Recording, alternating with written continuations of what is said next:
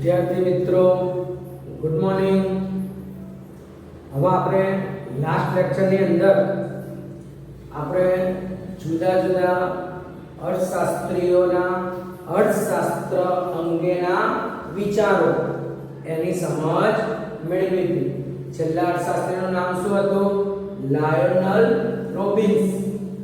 એને આપેલી અર્થશાસ્ત્રની વ્યાખ્યા અને ક્લાસ ટોપિક હતો आर्थिक प्रवृत्ति અને બિન આર્થિક પ્રવૃત્તિ બંને વચ્ચેની સમજ ત્યાં સુધી આપણા લાસ્ટ લેક્ચરની અંદર ચલાવ્યું। હવે વિદ્યાર્થી મિત્રો આજે આપણે નવો ટોપિક તરફ જઈશું। એનું નામ છે એકમ લક્ષી અર્થશાસ્ત્ર અને બીજું સમગ્ર લક્ષી અર્થશાસ્ત્ર। એના વિશે સમજાવો। તો વિદ્યાર્થી મિત્રો આપણે ધ્યાન આપજો। એકમ લક્ષી અર્થશાસ્ત્ર પહેલા આપણે કોની સમજ મેળવીશું? એકમ લક્ષી અર્થશાસ્ત્ર। તો પહેલા આપણે એની વ્યાખ્યા ભણીશું। અર્થ વ્યાખ્યા ધ્યાન આપજો। જે અભ્યાસમાં અર્થતંત્રનો મતલબ દેશના એકમોનો અભ્યાસ થાય છે એને એકમ લક્ષી અર્થશાસ્ત્ર કહે છે। તો વ્યાખ્યા ધ્યાન આપજો। જે અભ્યાસમાં અર્થતંત્રના અહીંયા બાર આપવાનો છે એકમોનો અભ્યાસ થાય છે।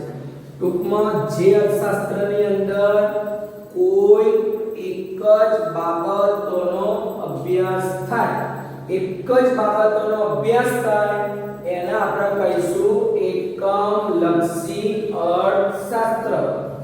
ઉદાહરણ તરીકે કોઈ એકની જ વાત છે, દાખલા તરીકે કોઈ એક ગ્રાહક, માત્ર ગ્રાહકનો જ અભ્યાસ થાય, એકલા ગ્રાહકનો, તો એ શું કહેવાય? એકમ લક્ષી અર્થશાસ્ત્ર। હવે ધ્યાન આપજો વિદ્યાર્થી મિત્રો।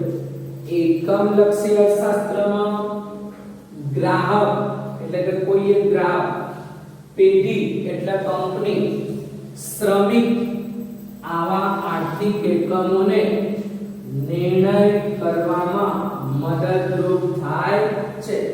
એકમ લક્ષી અર્થશાસ્ત્ર કઈ કઈ બાબત અંગે નિર્ણય લેવામાં મદદરૂપ થાય? તો એકમ લક્ષી અર્થશાસ્ત્રની અંદર ગ્રાહક, પેઢી, શ્રમિક આવા આર્થિક એકમોમાં નિર્ણય કરવામાં મદદરૂપ થાય છે। કોઈ એક ગ્રાહક, કોઈ એક પેઢી, કોઈ એક શ્રમિક એમાં મદદરૂપ થાય। આગળ વસ્તુની કિંમત, કોઈ પણ વસ્તુની કિંમત અને તેનું નિર્ધારણનો મતલબ નક્કી કરવી।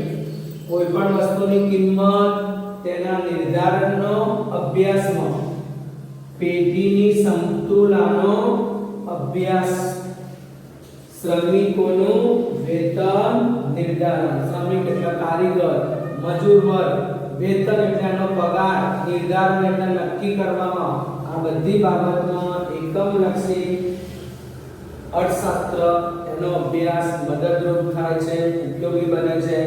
તો વિદ્યાર્થી મિત્રો એકમ લક્ષી અર્થશાસ્ત્રની અંદર આપણે પહેલા વ્યાખ્યા ભણ્યા, એનું ઉદાહરણ ભણ્યા, એકમ લક્ષી અર્થશાસ્ત્રમાં કોનો સમાવેશ થાય એ ભણ્યા અને એકમ લક્ષી અર્થશાસ્ત્ર 1 માર્કના પ્રશ્નમાં પૂછાય કઈ જગ્યાએ મદદરૂપ થાય, તો એ 4 મુદ્દા આપણે ફરીથી ભણીશું। એકમ લક્ષી અર્થશાસ્ત્ર તો લખવાનું જે અભ્યાસમાં અર્થતંત્રના કોઈ એક એકમોનો અભ્યાસ થાય છે। જે અભ્યાસમાં અર્થતંત્રના કોઈ એક એકમોનો અભ્યાસ થાય એને કહેવાય એકમ લક્ષી અર્થશાસ્ત્ર। દાખલા તરીકે કોઈ એક ગ્રાહક। બીજું એકમ લક્ષી અર્થશાસ્ત્રની અંદર ગ્રાહક, પેઢી, શ્રમિક આવા એકમોમાં નિર્ણય કરવામાં મદદરૂપ થાય છે।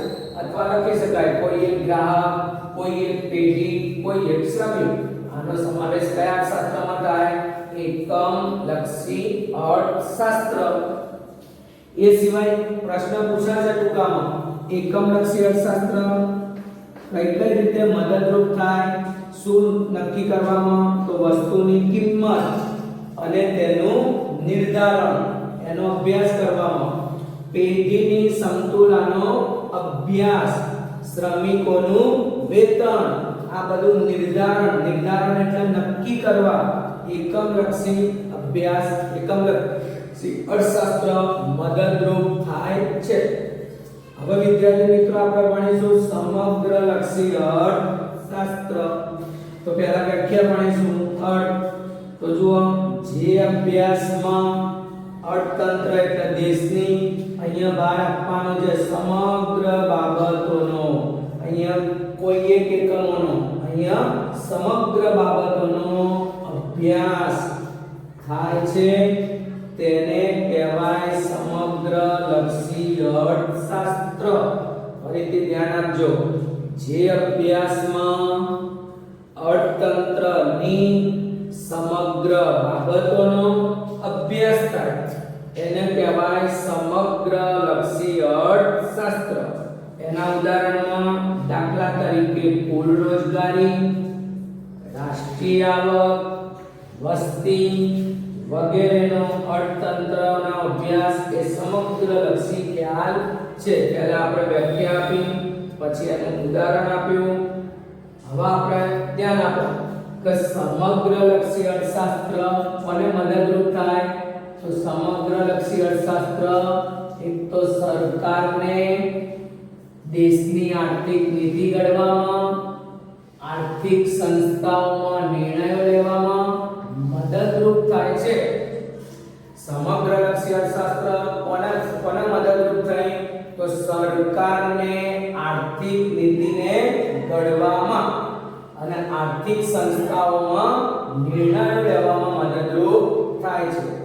અને ત્યાર પછી લખવાનું સમગ્ર ભાવ સપાટીનું નિર્ધારણ, નાણાંના મૂલ્યનો અભ્યાસ, રાષ્ટ્રીય આવકની ગણતરી, બેકારી, ગરીબી, વસ્તી આવી બાબતોનો અભ્યાસ સમગ્રલક્ષી અર્થશાસ્ત્રમાં થાય છે. તો વિદ્યાર્થી મિત્રો, સમગ્રલક્ષી અર્થશાસ્ત્રની અંદર આપણે પહેલા વ્યાખ્યા ભણીશું, એના ઉદાહરણ ભણીશું, સમગ્રલક્ષી અર્થશાસ્ત્ર કઈ રીતે મદદરૂપ થાય, કઈ કઈ બાબતોનો અભ્યાસ કરે, એ ચાર મુદ્દા, જેમ આમાં ચાર મુદ્દા હતા એ જ મુદ્દા આપણે અહીંયા આપ્યા છે. તો ફરીથી ધ્યાન આપજો, સમગ્રલક્ષી અર્થશાસ્ત્ર તો લખવાનું છે જે અભ્યાસમાં અર્થતંત્રની સમગ્ર બાબતોનો અભ્યાસ થાય. સમગ્ર બાબતોનો અભ્યાસ થાય તો આપણે એને કહીશું સમગ્રલક્ષી અર્થશાસ્ત્ર. સમગ્રલક્ષી અર્થશાસ્ત્રના શબ્દો કયા? તો કુલ રોજગારી, રાષ્ટ્રીય આવક, વસ્તી, આ બધા સમગ્રલક્ષી અર્થશાસ્ત્રના ખ્યાલો છે. સમગ્રલક્ષી અર્થશાસ્ત્ર દેશને શું મદદરૂપ થાય? તો સમગ્રલક્ષી અર્થશાસ્ત્ર એ સરકારને આર્થિક નીતિને ઘડવામાં, આર્થિક સંસ્થાઓને લગતા નિર્ણયો લેવામાં મદદરૂપ થાય છે. આ પણ એક માર્કના પ્રશ્નમાં પૂછી શકાય.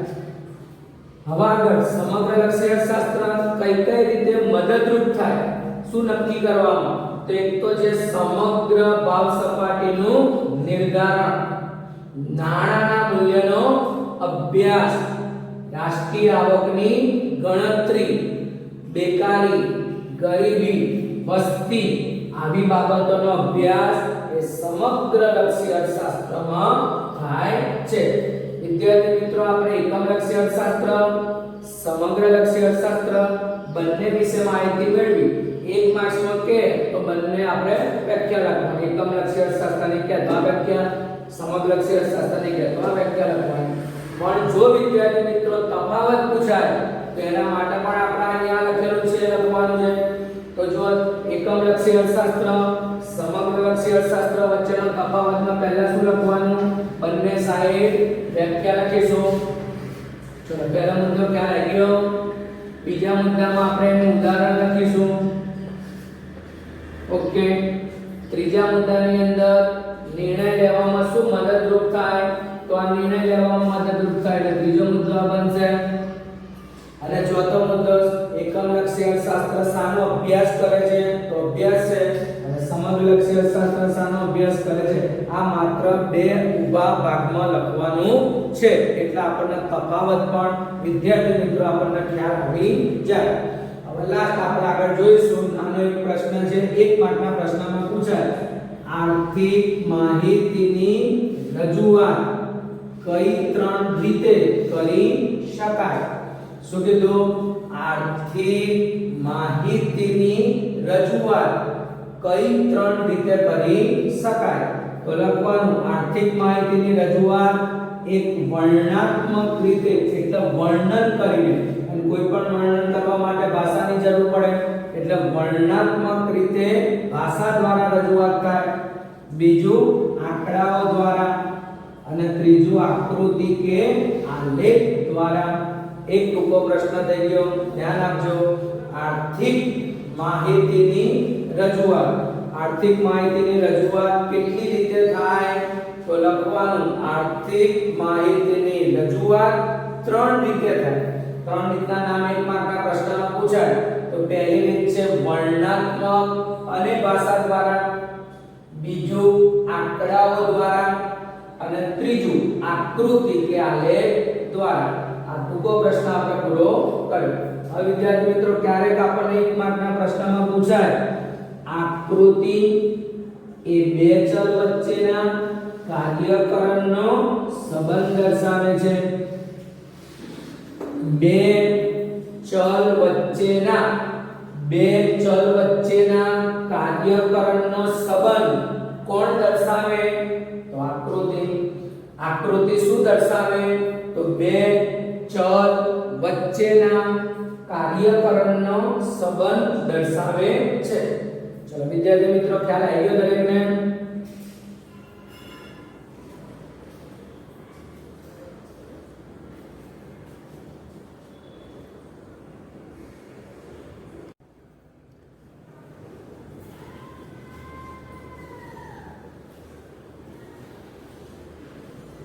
વિદ્યાર્થી મિત્રો હવે આપણે એક નવો પ્રશ્ન ચલાવવા તરફ જઈ રહ્યા છીએ. મોસ્ટ આઈએમપી પ્રશ્ન છે. વિભાગ ડી ની અંદર 4 માર્કના પ્રશ્નમાં પૂછી શકાશે, અથવા અંદરનો કોઈ પણ એક મુદ્દો 2 માર્કના પ્રશ્નમાં પૂછાશે. કે વિદ્યાર્થી મિત્રો આ પ્રશ્ન આપણે બહુ સારી રીતે સમજવાનો છે. મોસ્ટ આઈએમપી પ્રશ્ન છે અને નિબંધ પ્રકારનો થોડો મોટો પ્રશ્ન છે એટલે એને આપણે વિગતવાર સમજશું. તો ધ્યાન આપજો વિદ્યાર્થી મિત્રો. અર્થશાસ્ત્રમાં આંકડાકીય માહિતીનું મહત્વ એના મુદ્દાસર સમજાવો. પહેલા આપણે વિદ્યાર્થી મિત્રો સૌપ્રથમ પ્રશ્નને સમજશું. અર્થશાસ્ત્રની અંદર આંકડાકીય માહિતીનું મહત્વ શું છે એ મુદ્દા સમજાવવાના છે. તો પહેલા વિદ્યાર્થી મિત્રો આપણે ટૂંકો પ્રશ્નનો અભ્યાસ કરીશું. એનું નામ છે અર્થશાસ્ત્રની અંદર આંકડાકીય માહિતીનું મહત્વ. એના મુદ્દા આપ્યા કેટલા? તો 4 મુદ્દા છે. અહીંયા આપણે 3 જ સમજાયા છે પણ 4 છે. પહેલા મુદ્દાનું નામ છે સિદ્ધાંતોની આધારભૂતતામાં વધારો થાય. કોઈ પણ સિદ્ધાંત છે એના આધારભૂત એટલે વિશ્વસનીયતા બનાવવા માટે આંકડાકીય માહિતી ઉપયોગી છે. બીજું દશા અને દિશાના વલણો જાણવા માટે. બીજું શું જાણવાનું છે? દશા અને દિશાના વલણો જાણવા માટે. ત્રીજું છે તુલનાત્મક અભ્યાસ માટે. ત્રીજા મુદ્દાનું નામ તુલનાત્મક અભ્યાસ માટે. અને ચોથા મુદ્દાનું નામ હું બોલું છું એનું નામ છે સંક્ષિપ્તમાં રજૂઆત કરવા માટે. તો પહેલા વિદ્યાર્થી મિત્રો આપણે ચાર મુદ્દાના નામ આવડવા જોઈએ. ચલો પહેલો આપણો પ્રશ્ન છે અર્થશાસ્ત્રમાં આંકડાકીય માહિતીનું મહત્વ. એના મુદ્દા સર સમજૂતી આપો. તો અર્થશાસ્ત્રની અંદર આંકડાકીય માહિતીનું મહત્વના મુદ્દા કેટલા આપ્યા? 4. પહેલા મુદ્દાનું નામ છે સિદ્ધાંતોની આધારભૂતતામાં વધારો થાય છે. બીજા મુદ્દાનું નામ છે દશા અને દિશાના વલણો જાણવા માટે. ત્રીજા મુદ્દાનું નામ છે તુલનાત્મક અભ્યાસ કરવા માટે. અને ચોથા મુદ્દાનું નામ છે સંક્ષિપ્તમાં રજૂઆત કરવા માટે. ચલો વિદ્યાર્થી મિત્રો આપણે એક મુદ્દાની હવે સમજ મેળવશું. પહેલા મુદ્દાનું નામ છે સિદ્ધાંતોની આધારભૂતતામાં વધારો. અર્થશાસ્ત્રની અંદર જે આંકડાકીય માહિતી આપવામાં આવે તો એના આધારે કોઈ પણ સિદ્ધાંત એટલે નિયમ થાય. અને નિયમ કેવો બને? આધારભૂત એટલે વિશ્વસનીયતા વાળો અથવા સાચો બને. તો અહીંયા ધ્યાન આપજો, સિદ્ધાંતોની આધારભૂતતામાં વધારો કરવા માટે આંકડાકીય માહિતી શું ઉપયોગી બને? તો જોતા રહેજો. અર્થશાસ્ત્રમાં બે આર્થિક ચલ વચ્ચેના કાર્યકરણના સંબંધને તપાસીને સિદ્ધાંતો રજૂ કરવામાં આવે છે. શું કીધું? અર્થશાસ્ત્રની અંદર બે આર્થિક ચલ વચ્ચેના કાર્યકરણનો સંબંધ તપાસીને સિદ્ધાંતોની રજૂઆત કરવામાં આવે છે. બીજું, આવા સિદ્ધાંતોને વ્યવહારમાં ચકાસવા માટે આધારભૂત રજૂઆત માટે આંકડાકીય માહિતી જરૂરી અને મહત્વની છે. આંકડાકીય માહિતી શું ઉપયોગી થાય? તો આવા સિદ્ધાંતો, અહીંયા બે સિદ્ધાંતમાં આપી છે બે ચલ વચ્ચેના કાર્યકરણનો સંબંધ. તો આવા સિદ્ધાંતને વ્યવહારમાં ચકાસવા માટે આ સિદ્ધાંતો સાચા કે ખોટા એની આધારભૂત રજૂઆત માટે શેની જરૂર પડી? આંકડાકીય માહિતી જરૂરી અને મહત્વની છે. હવે અહીંયા સિદ્ધાંતો આપે છે. કયા સિદ્ધાંતથી આંકડાકીય માહિતી ઉપયોગી બની? તો જુઓ, વરસાદ અને ઉત્પાદન વચ્ચેનો સંબંધ.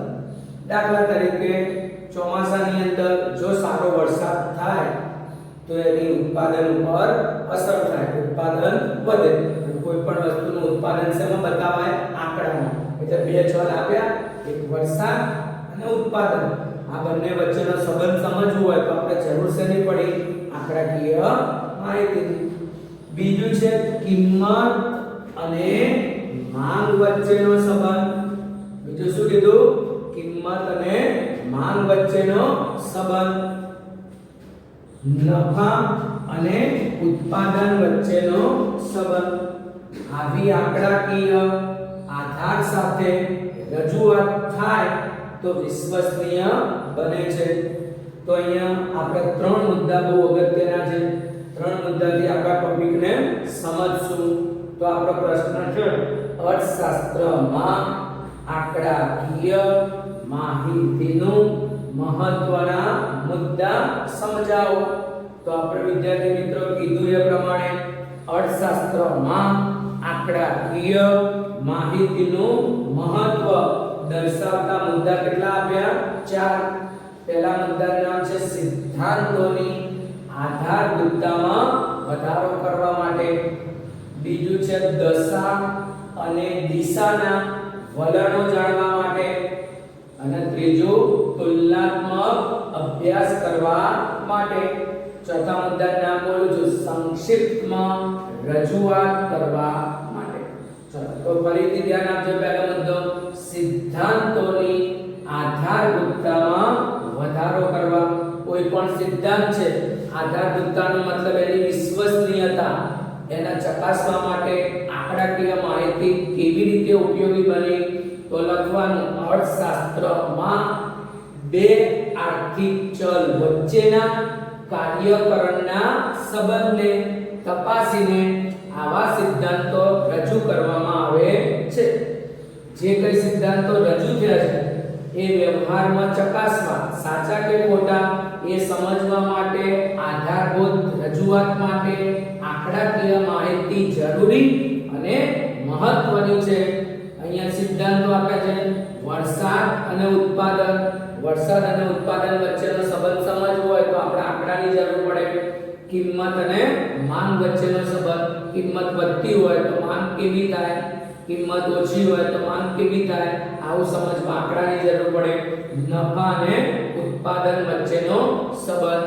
આવા કોઈ પણ સિદ્ધાંત કહેવાય, આવી કોઈ પણ માહિતી કહેવાય તો આવી આંકડાકીય માહિતીને આધાર સાથે રજૂ થાય તે માહિતી વધારે વિશ્વસનીય બને છે. આ બધી માહિતી છે એને જો આંકડા દ્વારા રજૂઆત કરવામાં આવે તો આંકડાથી માહિતી કેવી બને? વિશ્વસનીય. વિશ્વસનીયતા આધારભૂત બને છે. જેવો મુદ્દો એવી સમજૂતી છે. વિદ્યાર્થી મિત્રો હવે ધ્યાન આપજો. દશા અને દિશાના વલણો જાણવા માટે. દશા એટલે કે વ્યક્તિની કાં તો દેશની સ્થિતિ, અને દિશા એટલે આપણો દેશ એ દિશામાં જાય છે બરોબર છે કે નહીં, આવું સમજવા આંકડાની જરૂર પડે. તો જુઓ, સમગ્ર અર્થતંત્ર કે તેના કોઈ એક ક્ષેત્રના વલણો કયા પ્રકારના છે, કઈ દિશામાં છે તે આંકડાઓ દ્વારા જાણી શકાય. તો વિદ્યાર્થી મિત્રો ધ્યાન આપજો. સમગ્ર અર્થતંત્ર એટલે કે આખા દેશમાં અથવા તેના કોઈ એક ક્ષેત્રમાં એના વલણો કયા પ્રકારના છે, કઈ દિશામાં છે એ જાણવું હોય તે આંકડા દ્વારા જાણી શકાય. ઉદાહરણ જુઓ. દાખલા તરીકે રાષ્ટ્રીય આવકમાં ખેતીનો હિસ્સાનું પ્રમાણ ઘટતું જાય. રાષ્ટ્રીય આવકમાં ખેતીનો ફાળો ઘટે તો આંકડા દ્વારા આપણને ખબર પડે. ભારતની આયાતોમાં વધારો થઈ રહ્યો છે. આયાત એટલે ખબર છે ને, વિદેશમાંથી કોઈ પણ વસ્તુ આપણા દેશમાં મંગાવીએ તો આ આયાતનો વધારો એ જાણવા માટે પણ શેની જરૂર પડે? આંકડાઓની. અર્થતંત્ર એટલે દેશમાં નાણાંનો પુરવઠો વધી રહ્યો છે તે વલણો આંકડાઓ દ્વારા જાણી શકાય. આપણા દેશની અંદર નાણું એટલે પૈસા, પૈસાનો પુરવઠો વધી રહ્યો છે એ શાના દ્વારા જાણી શકાય? આંકડાઓ દ્વારા જાણી શકાય. આમ આંકડાથી શું થાય? દશા અને દિશા બંને દર્શાવે છે. તો જુઓ, આપણે અહીંયા ત્રીજા નંબરના ટોપિકમાં હવે જોઈશું અર્થતંત્ર કઈ દિશામાં જઈ રહ્યું છે, કયા દેશ સાથે તેનો આર્થિક વ્યવહાર વધી રહ્યો છે, કયા ક્ષેત્રમાં ઉત્પાદન વધી રહ્યું છે, કયું ક્ષેત્ર રોજગારી આપી રહ્યું છે. આ તમામ દિશા શેના દ્વારા? આંકડાકીય માહિતી પરથી જ જાણી શકાય છે. જેવો વિદ્યાર્થી મિત્રો મુદ્દો છે એવી જ એની સમજૂતી આપી છે. જુઓ, દશા અને દિશાના વલણો જાણવા માટે. દશા એટલે દેશની સ્થિતિ, દિશા એટલે દેશ જે તરફ જઈ રહ્યો છે એની દિશા સાચી કે ખોટી, આવું કંઈ પણ જાણવું હોય તો શેની જરૂર પડે? આંકડાકીય માહિતીની. ચલો તો ધ્યાન આપજો. દશા અને દિશાના વલણો જાણવા આંકડાકીય માહિતી કેવી રીતે ઉપયોગી બને? તો આના ત્રણ મુદ્દા ધ્યાનમાં રાખવાનું છે. સમગ્ર અર્થતંત્ર કે તેના કોઈ એક ક્ષેત્રના વલણો કયા પ્રકારના છે, કઈ દિશામાં છે એ આંકડા દ્વારા જાણી શકાય. ઉદાહરણ આપ્યું, રાષ્ટ્રીય આવકમાં ખેતીનો ફાળો ઘટી રહ્યો છે, ભારતની આયાતોમાં વધારો થઈ રહ્યો છે, અર્થતંત્રમાં નાણાંનો પુરવઠો વધી રહ્યો છે. આવા વલણો શાના દ્વારા? આંકડાઓ દ્વારા જાણી શકાય છે. આમ આંકડાથી શું થાય? દશા અને દિશા બંને જાણી શકાય. બીજું શું જાણવાનું છે? અર્થતંત્ર કઈ દિશામાં જઈ રહ્યું છે, કયા દેશ સાથે આર્થિક વ્યવહારો વધી રહ્યા છે, કયા ક્ષેત્રમાં ઉત્પાદન વધી રહ્યું છે, કયું ક્ષેત્ર રોજગારી આપી રહ્યું છે. આવા તમામ પ્રશ્નો, તમામ માહિતી જેના દ્વારા આંકડાકીય માહિતી પરથી જાણી શકાય અને એનાથી આપણા દેશની દશા એટલે સ્થિતિ અને દિશા, દેશ ખરેખર પ્રગતિ કરી રહ્યો છે કે નહીં, એ બધું જાણવા માટે આંકડાકીય માહિતી ઉપયોગી બને છે. હવે ધ્યાન આપજો, તુલનાત્મક અભ્યાસ માટે તો લખવાનું છે આંકડાકીય માહિતીનો ઉપયોગ તુલનાત્મક અભ્યાસ માટે ખૂબ ઉપયોગી સાબિત થાય છે. આંકડાકીય માહિતીનો ઉપયોગ ક્યાં થાય? તો મુદ્દાનું નામ તુલનાત્મક અભ્યાસ માટે ઉપયોગી થાય. શેની તુલના કરવા માટે? તો કોઈ પણ સ્થળ, સમય એની તુલના આંકડા દ્વારા જ થાય છે. કોઈ પણ સ્થળ, કોઈ પણ સમય, આની તુલના આપણે શેના દ્વારા થાય? આંકડાઓ દ્વારા થાય છે. તુલનાનો સમય આપે છે. જુઓ વિદ્યાર્થી મિત્રો, ભારતમાં 1951 ની તુલનામાં 2015 માં આપણે ત્યાં આર્થિક ક્ષેત્રે કેટલા પ્રમાણમાં ફેરફાર થયા? 1951 ની તુલનામાં 2015 માં આપણે ત્યાં આર્થિક ક્ષેત્રે કેટલા પ્રમાણમાં ફેરફાર થયા? આવું તુલના કરવા માટે શેની જરૂર પડશે? આંકડાકીય માહિતીની. અને ત્રીજા મુદ્દાનું ધ્યાન રાખવાનું, દુનિયામાં દાખલા તરીકે અમેરિકા, ચીન, બ્રિટન વગેરેની તુલનામાં આપણે ક્યાં છીએ એ જાણવા માટે આંકડાકીય માહિતી અગત્યની મતલબ ઉપયોગી બને છે. તો દુનિયાની અંદર લખો કાં તો વિશ્વની અંદર લખો, અમેરિકા, ચીન, બ્રિટન, આની તુલના એટલે આની સરખામણીમાં આપણે ક્યાં છીએ એ જાણવા માટે આંકડાકીય માહિતી ઉપયોગી બને છે. તો ફરી વખત વિદ્યાર્થી મિત્રો ત્રીજા મુદ્દા તરફ ધ્યાન આપજો. તુલનાત્મક અભ્યાસ માટે તો લખવાનું છે આંકડાકીય માહિતીનો ઉપયોગ ક્યાં થાય? તો મુદ્દાનું નામ તુલનાત્મક અભ્યાસ કરવા માટે ઉપયોગી થાય.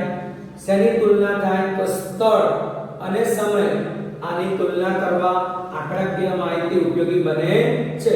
સમયનું ઉદાહરણ આપ્યું, 1951 ની તુલનામાં 2015 માં આપણે ત્યાં આર્થિક ક્ષેત્રે કેટલા પ્રમાણમાં ફેરફાર થયો? આવી તુલના આંકડાકીય માહિતી દ્વારા કરવામાં આવે છે. અને દુનિયાની અંદર અમેરિકા, ચીન, બ્રિટન, આની તુલનામાં આપણે ક્યાં છીએ આવું જાણવા માટે પણ આંકડાકીય માહિતી અગત્યની બને છે. ચલો વિદ્યાર્થી મિત્રો, આપણે ત્રણ મુદ્દાની સરસ રીતે સમજૂતી મેળવી. આ જે કંઈ ચલાયેલું છે એ દરેક વિદ્યાર્થીએ પોતાના ચોપડાની અંદર સારા અક્ષરે નોંધ કરવી અને સાથે સાથે વાંચતા રહેવું.